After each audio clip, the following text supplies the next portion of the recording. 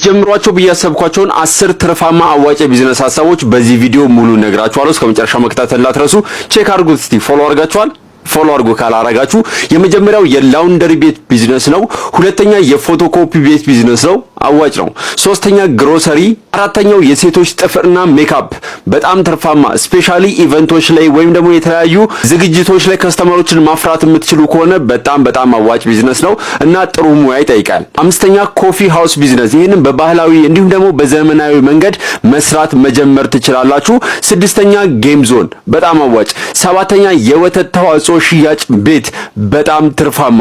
ስምንተኛ የወይባ ጢስ ቤት። ፎሎ ካረጋችሁ ሙሉ ወጪውን በዚህ የቲክቶክ ቻናል ላይ ስለምሰራላችሁ ፎሎ ማድረግ እንዳትረሱ፣ ትረሱታላችሁ አብዛኛውን ጊዜ። ዘጠነኛ የወንዶች የውበት ሳሎን። አስረኛ ባርና ሬስቶራንት ቤት።